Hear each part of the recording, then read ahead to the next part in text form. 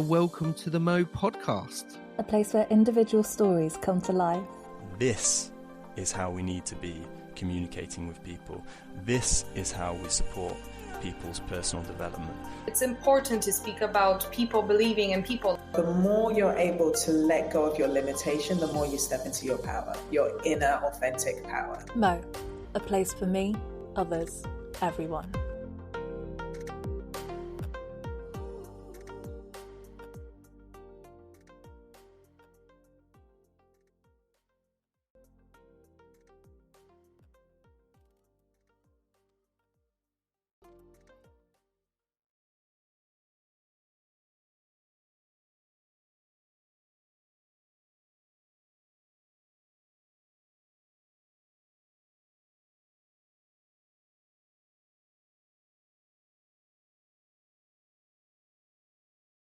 A huge welcome to our next episode of Mo Podventures with Mark Bixter. Welcome, Mark. Hi, good to be here. And Mark, in our classic Mo way, would you tell us a little bit about who you are and how you like to go through life without referencing a job title, your age, your relation to other people? It's a really great question. And even though it's a question I've thought about in the past sort of few months, like when it comes up, you're like, oh, how do I respond to that? Yeah. And I guess the reason it's difficult is because I think one of the things I put on that LinkedIn post was that I'm this sort of bag of contradictions. Like I can be really confident at the same time as being anxious and full of self-doubt. I value fun. Fun is a great value of mine. I love fun, and I want most of the things I do to involve fun in some way. I'm like, I can be a real overthinker, and at the same time a real just go for it and not think at all. Like I've got all these kind of a bit like doing this podcast, right? I sort of was like, yeah, great, let's do it. And then until we arrived today, I hadn't really thought about it too much. So I'm just here like speaking and talking. And there's another version of me that could have really sat there stressing about it for ages, but actually I've just shown up. So yeah, I'm this real mix of self-belief, of self-doubt, of positivity, of worry. Another thing, on that post I wrote about, like, I am not driven or motivated by money, but I really worry about money all the time. And so I guess that gives a sense of who I am. I'm all these different things. Yeah, I love that. Thank you. Well met. And yeah, that seems like such a strong nugget of wisdom that we are full of contradictions as humans. We are multifaceted. We are full of different parts, some of which definitely contradict each other. Yeah, feels like it comes up quite a bit in the coaching I do. I often find myself trying to normalize that and validate people's experience when they're sharing something that feels like a contradiction. And with you met as a person, would you tell us a little bit about where your portfolio career is at in this moment? Yeah, and it does feel like quite a portfolio career. I tend to do lots of associate work in my coaching. So I've got like this collective of different pieces of work that I do for different organizations, different people. Some of the bigger pieces of work, I work for Frontline, which is a charity that trains social workers and social work leaders and social work managers. So working with people from like their first year on the job, getting caseloads, working as a social worker for the first time, up to social work managers. I do some work for Sanctus coaching, which is working within the corporate space, which can be drop-in sessions. So you never know what's going to come in. So you could come in, you could see them once and never again. It could become the start of an ongoing relationship, and that tends to be a blend of kind of well-being and mental health work, as well as leadership and their own development. I work with Spark Inside, so doing work within the prison system, so coaching both prison staff and prisoners on a couple of different projects, some like a group coaching program and then individual one-to-one work. Who else is in the mix? I've just got a new associateship actually that I haven't started yet. with Guildhall School of Music and Drama. So they have a leadership arm called Guildhall Ignite. So I'll be starting that at some point in the coming months, which is a really nice kind of coming together of my arts background and my coaching background and putting it together. So really looking forward to diving into that. What else in that? A couple of work for a couple of Mo coaches. So Chloe Garland, who's been a guest, I think, on the podcast a couple of years ago, she runs a business called Quarterlife, so I do some work for her. Liz Ward, who runs her company Slick Pivot. So I'm kind of on the books with her to deliver some return to work coaching for new mums returning from maternity. And I do some work for my friend Johnny, who runs a program called a company called Lightbulb Moments Coaching, which tends to be lots of work within local government authorities, housing associations, that kind of work. Trying to think if I forgot everyone, and then private clients as they come. So I think that's it. Yeah, and if there are any companies, large or small, that Mark's forgotten, we are so sorry. There's obviously a lot, and we totally forgive Mark if they're aren't able to remember them all. Wow, what a colourful portfolio. And with so many different, or with not to make it sound extreme, it doesn't feel extreme, but with several different companies all providing you with work. How challenging is it to predict the workload you'll have in a typical week or month? It's generally fairly like a month out. You've generally got a pretty good idea of what it's going to look like, and I'm really aware when I say all that. It sounds like loads and loads of stuff, but some of them some of them might just be one contract that comes through once a year, and you have two people for 6 sessions. So it's not. It sounds like my diary is absolutely rammed, which is not the case. They can each just have a few hours a month each, and some months you might not be doing any with one of them, or you might not be doing any with one of them for a few months. So it sounds like there's loads of stuff, but it's not always the case. There's downtime, and usually you have a good sense of that a month out of what the next month's going to look like. So we're in June now, and June's been quite quiet. I know that July is going to be a bit more intense, and August will be quiet because August is quiet, and also because I'm taking 2 weeks off. So generally I have a rough sense of how it's going to play out. Yeah, brilliant. And as someone who has over 5 associate roles, are there any common threads in how those roles were gained, or how you came to be in this position, how you achieved, how you came to have these associate roles?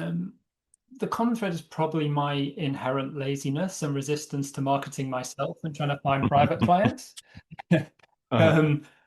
The gift of an associate role is that they're the pipeline of clients for you, and you're not having to go out and generate the work. There is you don't, obviously all those associateships take a portion of the money. Well, some of them do, depending if they're a charity. It's slightly different, but so there's that thread. In terms of how they all came about, it was quite an organic thing, really. They were hiring coaches at different points, and I applied, and then I got them. And that's kind of built up over a number of years, and there've been others along the way that have tailed off that I'm no longer working for, and then new ones come. But once you get in that loop, if you've got a couple, then you start speaking to people, and they say, "Oh, I work for this person." And oh, I've not heard of them, and you look them up, and then eventually, over the fullness of time, they'll be recruiting, so you apply for that, and that's how it's gone, really. I've just kind of layered them up. When it's friends companies, they've kind of sometimes just come and said, "Hey, have you got some capacity I come and do some without, a more relaxed than a full on recruitment process. But yeah, that's sort of how it's come about. That's great.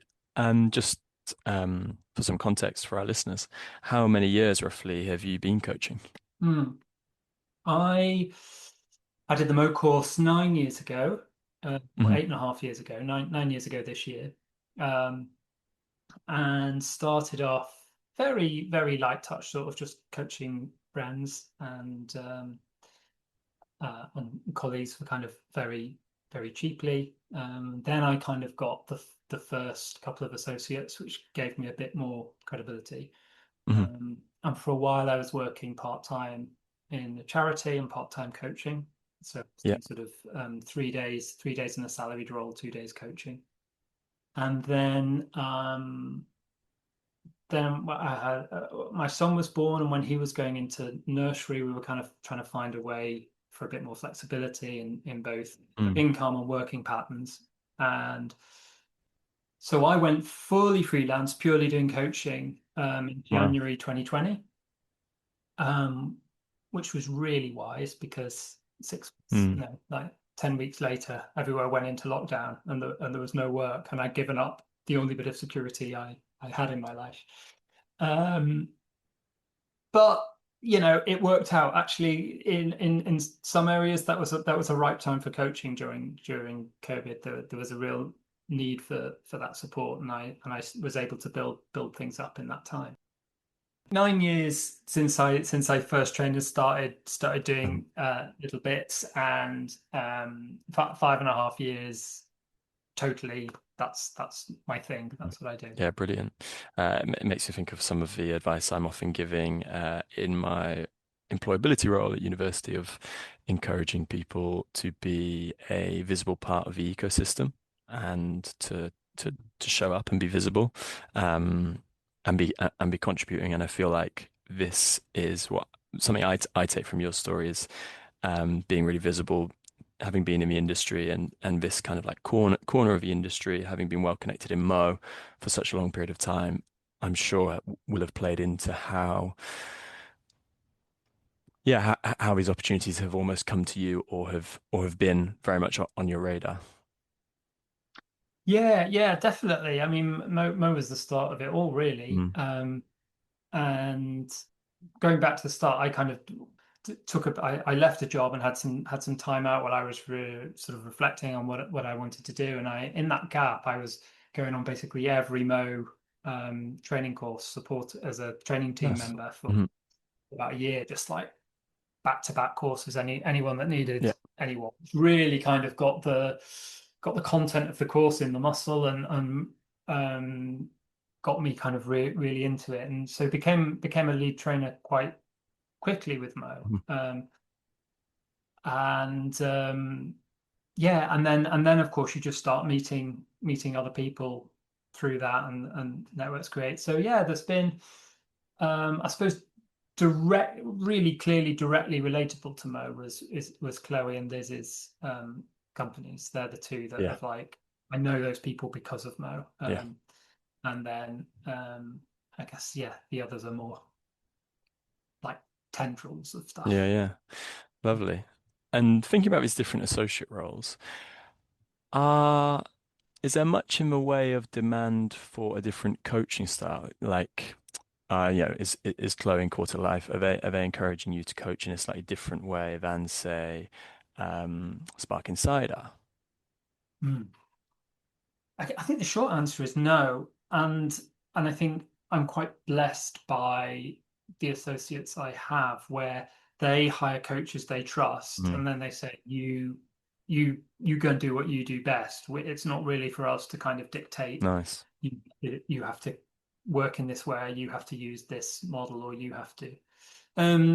Sometimes there are guidelines, and sometimes there are certain projects that require a bit of a framework around it. But generally, the coaching is the coaching. You just do what you do, and I think that's true. I think I've in different places I work, I have labels, or have had differently. I've been a a well-being coach and a leadership coach and a career coach and a life coach and I don't know what other kind of coach I've been called over the time, but really you're doing the same thing. You're doing the same thing with all those people. Yeah. And you're tweaking it because whoever you're working with is leading the content, right? And you're going through, but the actual skills that underpin it are very similar. Depending, the label's often more helpful for the person you're working with to kind of comprehend it, or for the organization that's hiring to be able to say, like, this is our focus, and this is the way we're framing the work, and this is what we do. But actually, the work itself ends up being very similar. Yeah, and that makes sense to me with how personal coaching is, both in terms of kind of like style that each coach might have, and then also how it needs to be it also needs to be quite broad or quite universally applicable. So not so much of the kind of making sure a coach is coaching in a very specific way. Yeah, and I think you turn up and you meet the person and you figure out what work needs to be done at its most basic, and that work might be around their confidence, it might be around their career progression, it might be about how they fit in with their team, but the questions might be slightly different, but they're coming from the same similar place of what's going to be most useful for you for the next 50 minutes or an hour or whatever. And hopefully they move a bit in that time and you've done some good work. Yeah, fingers crossed.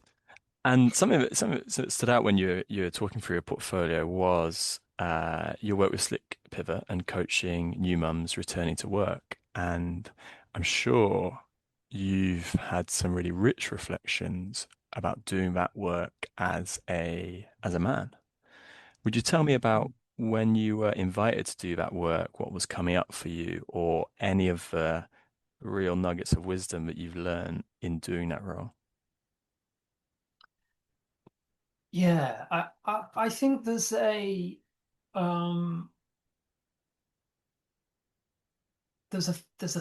thing happening in coaching at the moment that is about who needs to coach who, and where is similar lived experience necessary, valid, and where is the difference between you the most useful thing that you can bring to the table because you're seeing things from a different lens. And so I have never given birth, and I don't know what that's like. However, I don't think that necessarily is a hindrance if we agree what the work is. And similarly to when I work in prison, I've never been in prison. I don't know what it's like to live and work in prison. If I'm working with someone with a neurodivergence I don't have, then do I need to have the same condition to do that work well? No. It's I think there are probably specific things with a very, very clear remit on what the work is, where that is useful. But I think that's more about the skill of the practitioner than the lived experience of the practitioner often. And sometimes that may feel particularly relevant to the person you're working with. So they may, and if that's the case, I used to work for a feminist charity called Young Women's Trust, and they had the option. They could say, I want, I'm happy to have any coach, or I'd rather have a female coach. And if they say, yes, this feels really important to me for the work I want to do, absolutely fine, and that makes sense. But for what's needed to do good coaching, I don't think that's true. I started working with a neurodivergent client recently who had requested a neurodivergent coach. And we got there on the first session. She said this. She said, "Is that you?" And I said, "No, it's not me. I'm sorry. I wasn't aware that you'd requested that, and I don't know where that's got lost in the system. But we're here now. Shall we have a conversation and see what happens? And if at the end this isn't working for you, and that's really important, and you want that, then absolutely we can look into getting that." And we had the session, and at the end she said, "Actually, no, this was fine. This worked for me. That wasn't." So I think sometimes there's an assumption on the person who's coming to do the work that that's important or needed or necessary, and I understand why. Yeah. In reality, I don't always think it is. Yeah. Which was a very long-winded answer to working with women returning from maternity, but I kind of took it zoomed out a bit, but I think the principle is the same. Yeah, absolutely. And thanks for zooming out and giving us that really broad, kind of comprehensive insight into how you see it. And I totally agree that we don't need to be specialists or have particular shared lived experience. I definitely think there are cases where it can be really useful, and totally agree that we can still do incredible coaching and help people move huge distances in their lives without that shared lived experience. And as you were talking, I was reflecting, I didn't even think about the example of having never been in a prison and you coaching people, people in prisons. And, you know, I didn't even think about those other examples you gave. And it's totally relevant to also say, that's never felt like it was a thing. And I was reflecting as you were speaking, okay, so there's something in me that's maybe specific to this angle of returning mothers, and I think what it is the feminist in me, and having a real sensitivity about being a being a part of being a significant part of women's stories or women's changes or anything that feels like guiding women. But I think there's a real sensitivity in me as someone born male, in doing that feels like, oh, maybe that, and as such, I might have expected there to have been a greater sense of tension in doing that work with coachees who are in such a unique and particular stage of womanhood, where I equally wouldn't have thought of that at all when thinking about people in the prison system. Yeah. And I think the important thing there is, if that felt really important to that person coming to coaching, then they should feel able to say that, whether that would ultimately be relevant or not, if that's going to get in the way for them. And if there are other coaches working for Liz. So if someone came and she said, "We're thinking of matching you with Mark," and that person said, I don't want to speak to a man about this," then you don't have to. And if it is an issue, then it can be addressed and people can speak to someone else. But I think from where I'm sitting, it's okay. And I absolutely agree. And it's really aligned in my values, that idea that coaching is a universal tool that can be applied from an experienced coach to, or even an inexperienced coach, from a coach to any coachee, and have real value. And you mentioned this kind of narrative in the coaching industry about who can coach who, and that role that lived experience plays in that. If we take that as a spectrum, where on one end of the spectrum there's people saying you absolutely need to have the identical lived experience in order to have a significant impact on your coachee, and the other end of the spectrum is you need to have had none of the experiences, so you are totally fresh in order to have a significant impact for your coachee. Where do you feel like the narrative is in the zeitgeist at the moment?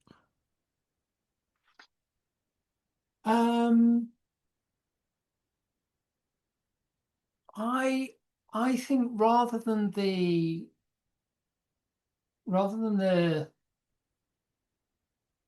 what the coach specifically is bringing, I think the narrative is more in where that coach themselves wants to position themselves Okay. and what they want to offer and the areas they want to work in. And if they have a real passion, commitment, desire, drive to work with a very specific, be it neurodivergence, be it a particular ethnicity, be it a particular, if that's where they want to focus their work, then they're going to be speaking very clearly to those people from that specialism rather than necessarily from that lived experience.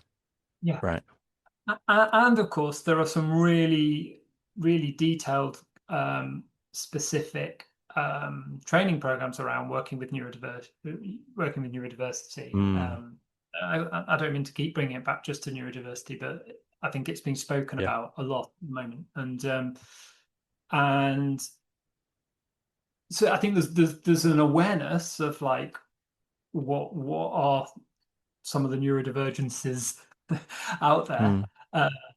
And I think we all have a role to kind of educate ourselves on what they are and what they mean and what some of the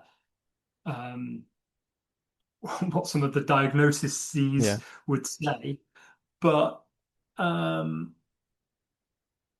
then I think you get to a point where you do the work with the person in front of you. And Chris Packham has this famous saying, well, I don't know how famous it is, but he says, when you've met one autistic person, you've met one autistic person. And it's so every single person within every single category of any kind of neurodivergence is their own individual with their own set of ways that it's impacting them and playing out for them. So one ADHD coach matched with an ADHD person they're working with, the ADHD isn't necessarily going to be the thing that does the best work. It's the human there. They may have a level of understanding around what it means for them, but which may or may not be useful. But in terms of the work that's being done, I think it's I don't think it's as necessary as is kind of sometimes spoken about, unless it's really important to the coach. They can say, this is the work I really want to do. I really am invested in it. I'm passionate about it. I care about it. This is where I want to spend my time. And when you're going away, moving into coaching that is perhaps not so much pure coaching, if you're actually going to work on this is a framework that I have learned that specifically can help. Here are some techniques that I'm going to teach you that specifically might be useful. So where am I going with that? So I think there's also something about what is the work you're doing. Is it I want to increase my confidence. Oh, and I have ADHD.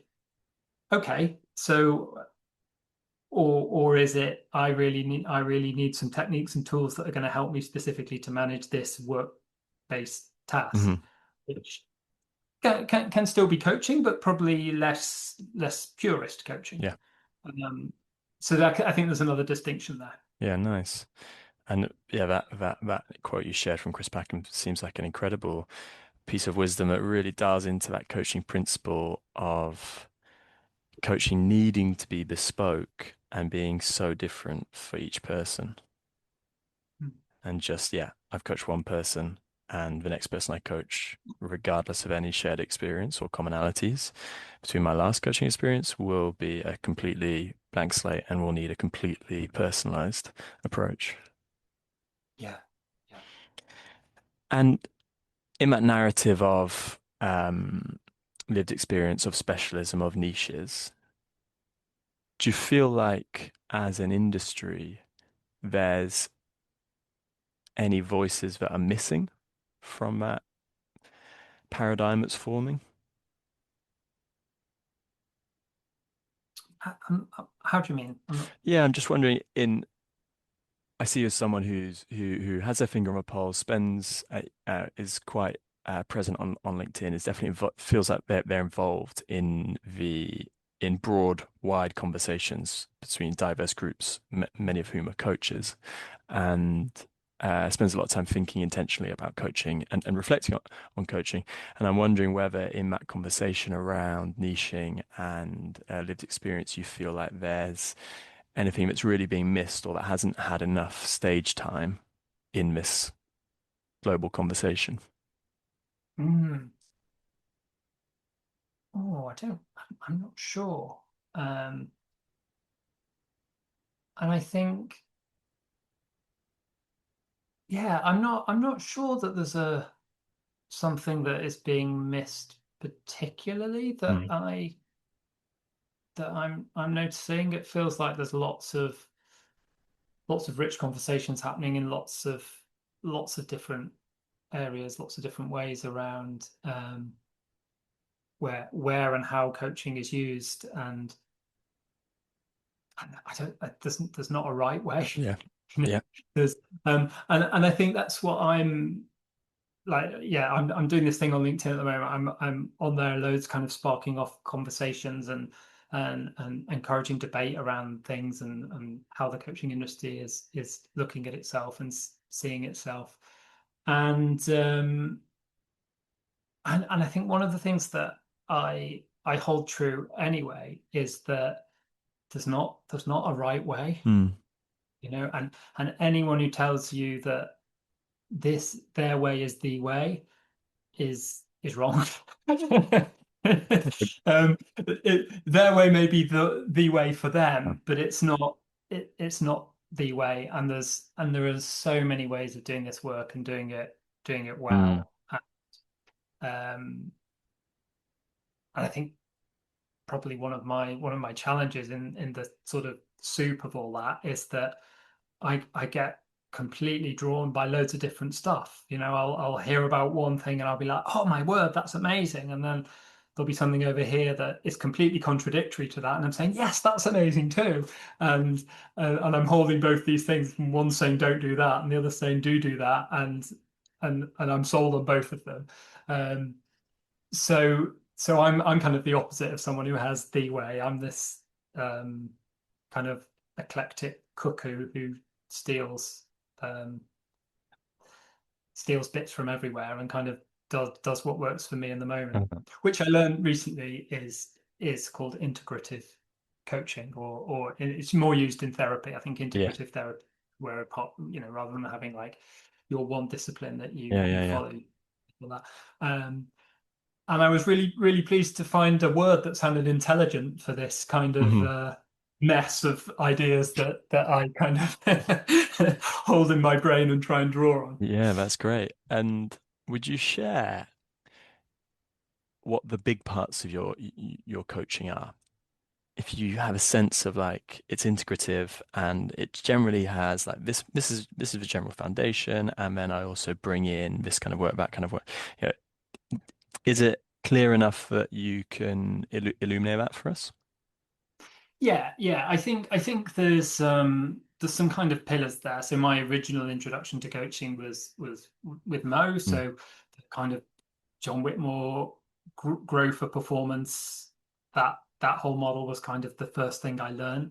Um, then I did a program on narrative coaching with Dr. David Drake, which kind of brought on some other ideas and influences. I'm an NLP master practitioner, so kind of the NLP side that I bring into my practice. I'm a huge fan of Claire Pedrick's work. She wrote a book called Simplifying Coaching, which kind of Mm. gets away from all those things I've just spoken about and just distills things into its most simplest essence. And that's the thing I always come back to of like, great, I can go and learn all these different different ways of being and different things, but there's a really simple kind of non-directive model there. I'm doing some training at the moment in which isn't it's not really coaching, it's a conflict resolution, more for group dynamics, that we're applying in prisons, but it's kind of coaching adjacent, which is the word of the moment, isn't it? Lots of things are adjacent. It's a great expression. Yeah. And and there are parts of that, like the theory behind that, it came from, well, I won't go into, I won't bore everyone, but there's kind of a psychotherapeutic grounding to it and a physics grounding to it, and they talk about the different schools of thoughts and physics of the Newtonian kind of cause and effect, and the Einsteinian, like everything is interconnected kind of way, and there's something really exciting about that, of that sort of, even if you're working with an individual, like how connected they are to everything else, and what that means, and it goes, you know, kind of go bigger there. And then sorry, I'm going off on a tangent. This is great. And then there's other stuff that just I'm into, existential coaching, like Yannick Jacob does loads of work about asking the really big questions of what are we here, what's it all for, like let's try and figure it out. And then there's some great work starting to happen with, you mentioned earlier on, like these different parts of you that have different things, but parts work, and Richard Swartz, the book of No Bad Parts, which is a really interesting, it was a kind of deep therapeutic model that there's now application for coaching as well, without going into the kind of deep therapeutic side. So I've not really, again, succinctly answered your question, but it's like, I suppose it's all this stuff that I get bits of learning from, and bits of influences from, and notice, and bring into my work. Brilliant. Without saying I am this coach, you know. I love that. And for those who might be listening who are just looking at the Mo course, or who have maybe just completed a Mo course, what reassurance can you give them with this qualification that they are either looking to attain or have just attained, but might sit currently alone in terms of their coaching qualifications? Yeah, I often, when you get to the end of a Mo course, people are like, right, what should I do now? What book should I read? What should I? And my instant reaction is just slow down, like do this, get this stuff, all this stuff you've learned in your body, in your muscle, in your brain, before you even think about going to look at anything else. And that can be hard when you're excited, because you want to learn about all the other stuff that's out there, and it's endless what's out there. So for me, it's very much about like really, really learn what you've learned first, and embed it and practice it and test it. What are the bits that really work for you? What are the bits that what jarred for you? What didn't you like on the course? What were the bits you thought, actually, I don't quite agree with this bit, or this doesn't quite sit right with me? To test some of that out, try it, and see what happens in real life. And if you still don't like it, then think, okay, well, what else could I bring in here that's going to help me with that? So, you know, for a long time, I can't really remember now, but the Mo course was what I had. You know, that's what got me going. That's what enabled me to have the conversations with people I had when I first started, and it's enough for you to really help people do some great work. And some people may never do, and they'll probably do some CPD, but they may never move on from that, because they find, actually, this is how I really, really, really like to work, and I don't want or yearn for anything else. So it's not to say that that's not enough, or that's not what you should be doing. But if you feel called to, it's there. and I'm 9 years in now, so I've read loads of other stuff because I get curious and there are things I like. So yeah, I keep giving really long answers. This So is the this is succinct this is answer what to we're your here for. question, the succinct answer to your question is just really embed that, really push the edges of it, find what really works for you, what you really love about it, what things kind of are niggling you or you're finding difficult, and Yeah. when you've got it in the muscle, then kind of look further afield and see what other approaches you might. Yeah, I love that. And I love the you really exploring these questions. Please carry on. And that's what I was looking for with that follow-up question of what you said about this is absolutely enough to be having a really big impact. And as we look at people who might use several different modalities in their coaching or several different kind of techniques or be drawing from a very rich toolbox, I feel like we can often consider our own and be like, oh, I'm just doing this kind of coaching, and it can feel like there's that discrepancy or there's that disparity that feels negative in some way. And so just wanting to kind of reinforce and reaffirm that the coaching that is possible, having completed any coaching qualification, is already like incredibly powerful. Yeah, yeah. I mean, you people probably experienced it on the course, or you just see that even just sitting with someone for 20 minutes and asking them a question that helps them think in a new way, Mm. and you keeping your mouth shut while they do that can be revelatory. Yeah. And that's there's a million different courses and ideas and things you can do, but at its heart, if you can sit there and be with someone and help them move forward a bit, then that's job done. Yeah, in many ways, I see coaching as quite a simple set of tools that are difficult to use artfully or difficult to use really skillfully.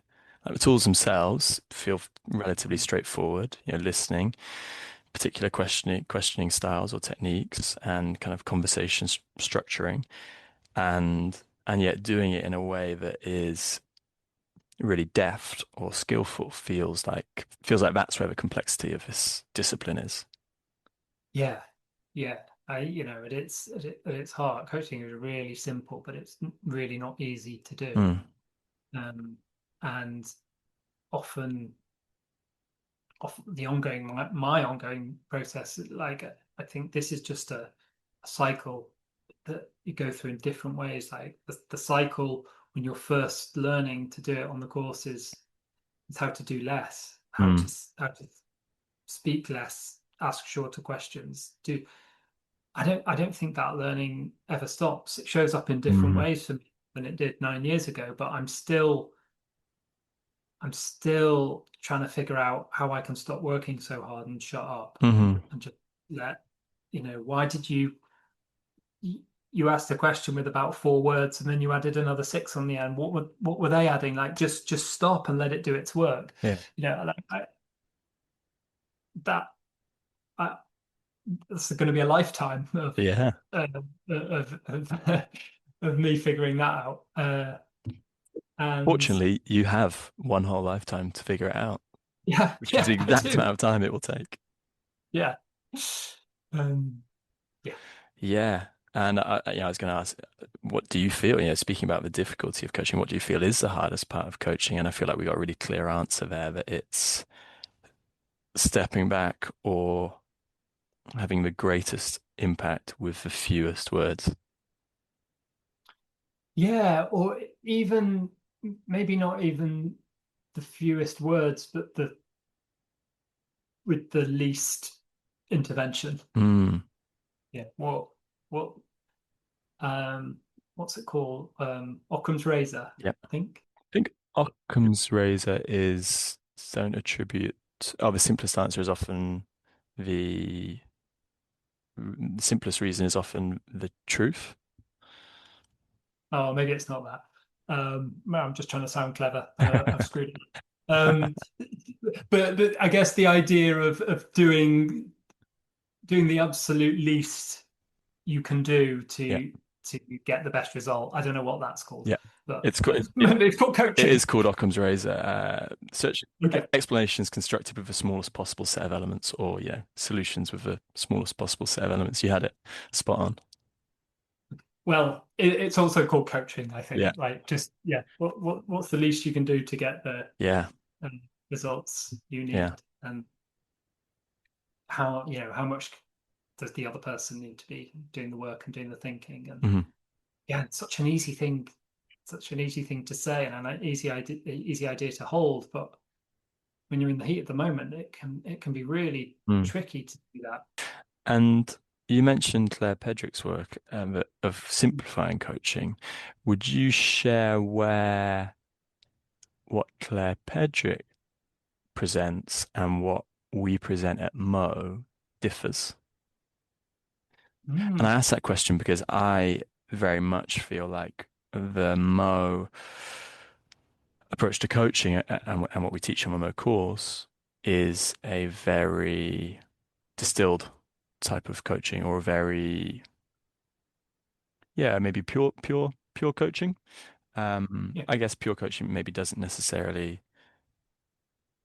imply simple coaching, but what are your thoughts on that? I think with Mo being very, rooted in the Grow model and John Whitmore's, so there is something of the Grow model itself being a framework that you kind of work through to start. What's your goal? Getting really clear on the goal and what you do to move towards it. And I think Claire probably goes even simpler than that, which is what do we need to think about today, and how will we know that you've thought about it in the right way, and where should we start the conversation, and then along the way check in on how you're going. That is definitely a degree more simple. Absolutely. With I don't know, I'm thinking on the hoof a little bit, that the Grow model being performance coaching is what I guess where the Grow model is about taking very clear actions to move towards a defined goal. And there are other types of coaching that would be more explorative, less attached to what is it you're going to do now to move towards that are possibly freer, less stepping away from the framework. That is different, not better, not right, not wrong, but is different to how the Grow model operates and works.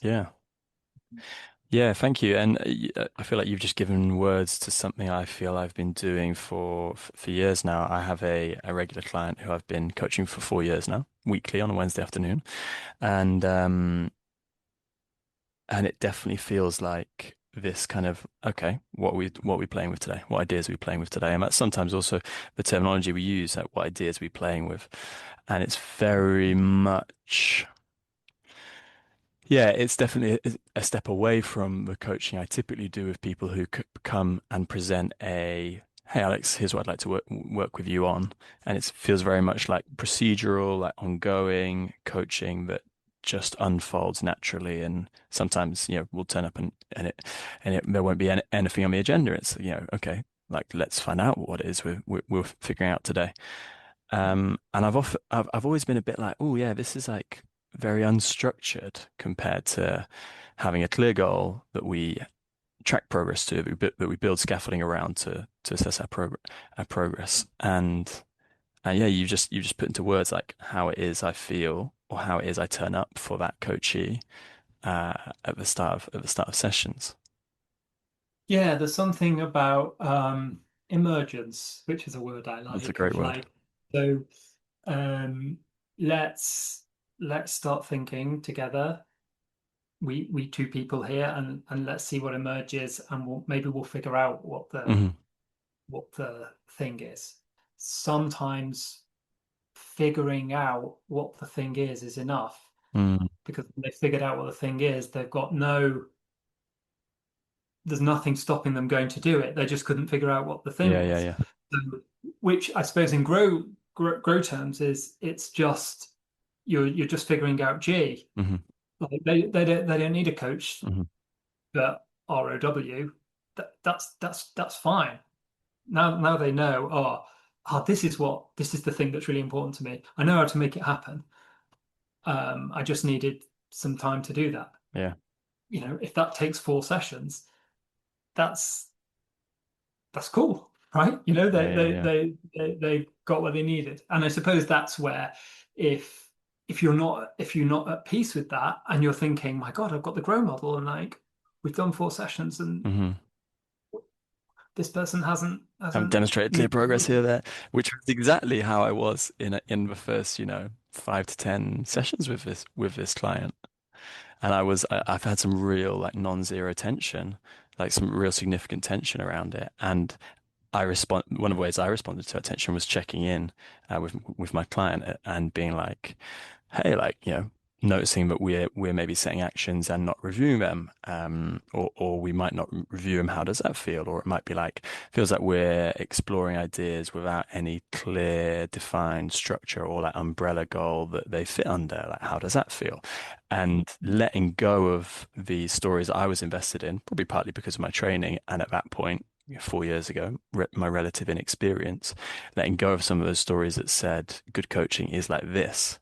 Um, Coaching with this client definitely taught me that a much broader definition of what good coaching is. And what you're saying is exactly how I was in those first 10 sessions with this client. Yeah. And I think what you said there, it's really about checking in, because they know if it's Hmm. useful, right? So, what how are we doing? What are you taking from Yeah. this? What are you learning about Yeah. yourself? What new thinking has come up for you, regardless of whether we've got to W or not? Yeah. What's popped into your head that wasn't in there Hmm. earlier, and how is that? And is that, what do you want to do with that now? Hmm. Um, Yeah. And they were telling me these things, and they were, I was like, okay, this sounds good. And part of me still wasn't believing them and really needed to like really have it spelled out clearly to me by this client that this is the coaching they wanted, and it was having like, it felt like high impact coaching for them. And I still remember that sense of like, oh yeah, like I've just let go of this structure that I thought I needed to use with every coachee, and I can just turn up and talk. And that's the sense I have with this client. There's a much more free or fluid ability for me to turn up without necessarily preparing, without necessarily thinking about where their broader or wider journey is. And I'm being very present. I'm very like immersed in the conversation, and I'm just kind of riffing with it in a much less intentional or structured way. I think it feels much more like intuitive coaching to me. yeah, and I think that's right, and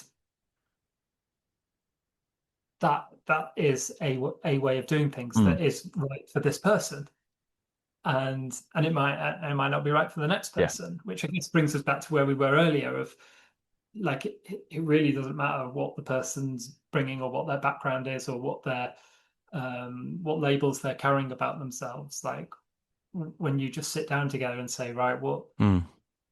what's the thing we need to think about today, and how should we go about doing that? You're coaching. Yeah. Yeah. Yeah. Brilliant. And uses this term performance coaching. Would you try and summarize what you mean by performance coaching?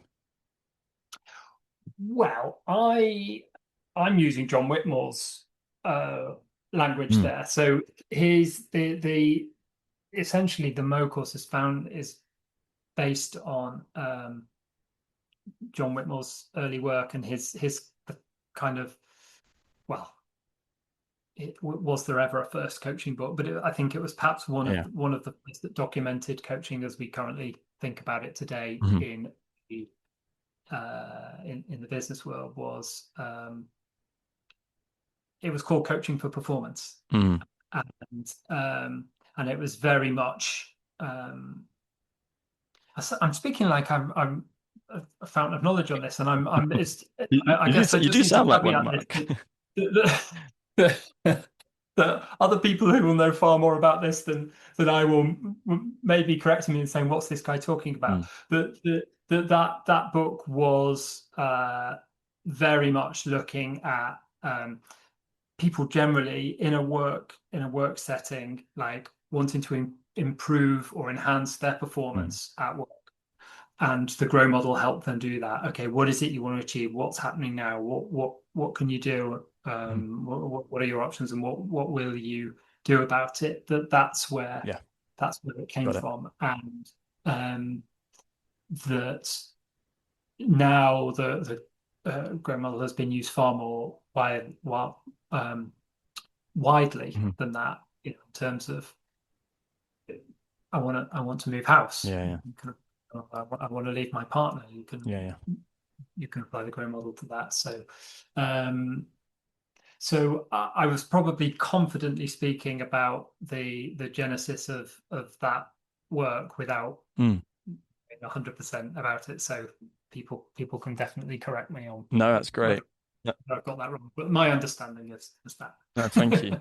And you've recently set this associate contract with the Guildhall School of Arts and Music, Drama and Music? Music and Drama on their Guildhall Ignite program. Would you tell us a little bit about the shape or structure of that work? Particularly interested in who you'll be coaching. Are you in a team of coaches? Are they hiring coaches in a freelance way, or is it contracted, set amount? What's the structure of that associate role? Well, I signed the agreement 2 days ago, and I don't know most of the answers to those questions yet. But as I understand, there's a pool of coaches. There's a team of coaches they've had. It's been going for 5 or 6 years now, I think. And there's a team of coaches. They've added some more coaches to the pool. And essentially, there's kind of 2 areas of the work. One is using the arts and creative use of voice and that to kind of do bespoke programs to support people in those sense. And then there's executive coaching that people are coming to Guildhall because of its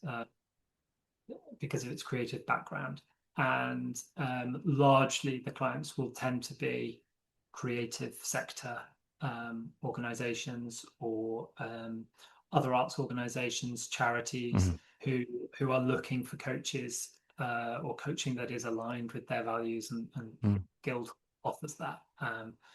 But any organization can go to Guildhall and say, we're looking for a coaching program for our organization. What do you offer? And then when those clients come in, there's a matching of what do they want and which coach is best suited to do the work. Interesting. But I've not started it yet, and I if anyone from Guildhall's listening to this, I hope I've accurately represented that. And I will find out in the fullness of time what it actually looks like in practice. Yeah, brilliant. And was this a role that also came through a word of mouth connection or something you saw online? Actually, yeah. So I knew it existed. I knew Guildhall Ignite existed. But I saw it on LinkedIn. I saw them advertising it on LinkedIn, and then submitted. What did I have to submit? A covering letter, coaching CV, and then we had to go and do a 3-hour coaching workshop. So we watched coaching, we coached someone else, we were coached, and we watched someone else coaching and gave feedback, and the whole process. Wow, that's brilliant. And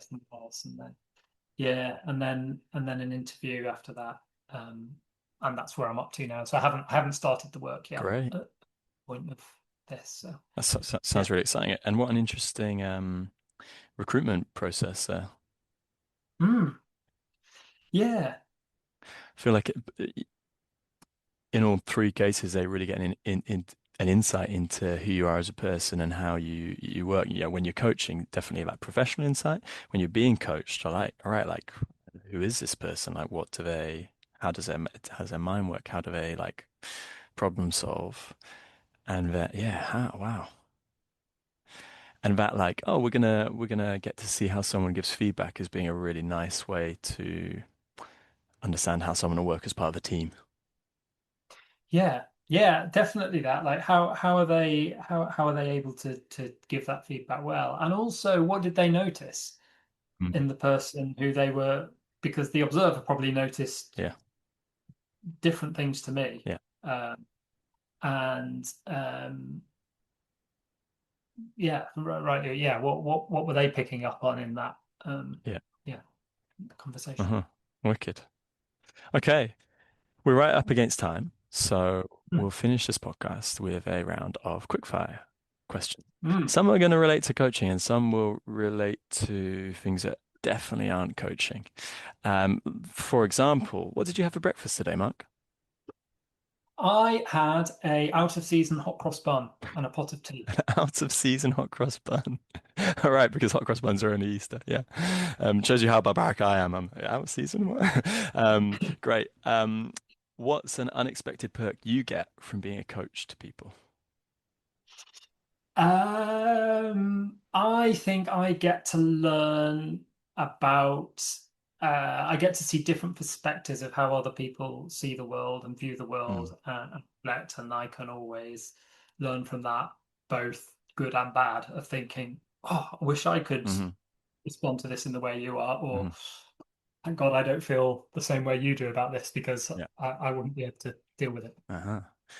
Last gig or live music that you went to?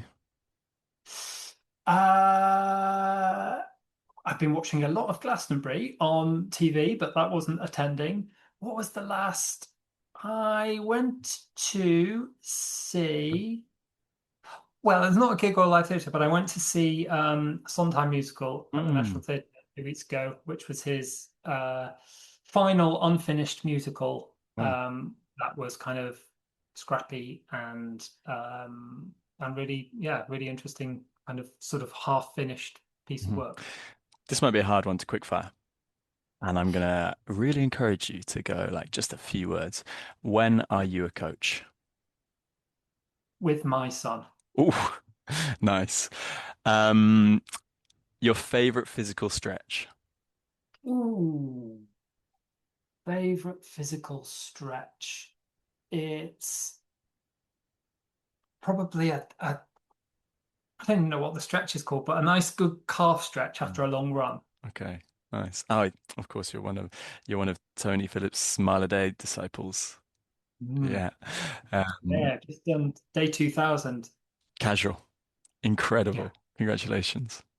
And lastly, and feel free to take your time with this one, what's a question you would like to ask our community?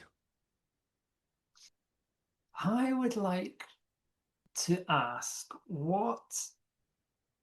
assuming they've done some coaching, what's the thing you've learned about yourself from your coaching? Oh, it's a big one. What's the thing you've learned about yourself through your coaching? Answers not on a postcard, but on the LinkedIn post that we will make when we publish this episode. So if you search on our LinkedIn page for Mark Bixter, you'll find it. And please share your answers. We'd love to hear what you've learned about yourself through your coaching. My mind's already so clearly what I've learned, and I'll share that when the podcast is published as well. Mark, thanks so much for joining us. What a rich discussion through associate roles, through what coaching is, so much around coaching principles and like the kind of philosophy of coaching. Thank you. Thank you. Thanks for having me. Catch us next time for another episode of Mo Podventures. Goodbye. Thank you for listening to this episode of Podventures on the Mo podcast. I am Kate, your co-host alongside Alex. If after listening to today's episode you feel compelled to share your story, please email info@mofoundation.com. We would love to hear your story and have you here as a guest on the podcast. If you have been enjoying the Mo podcast, please do leave a review. It helps the team so much understand what you want to hear more of, what type of guest speakers you enjoy. If you want to recommend a guest speaker who you think we should be talking to, let us know. We will endeavour to feature them. If you love Mo so much that you don't ever want to miss an update, subscribe to our channel so that you will be notified every time a new episode comes out and you won't miss a thing. Don't forget to answer today's question.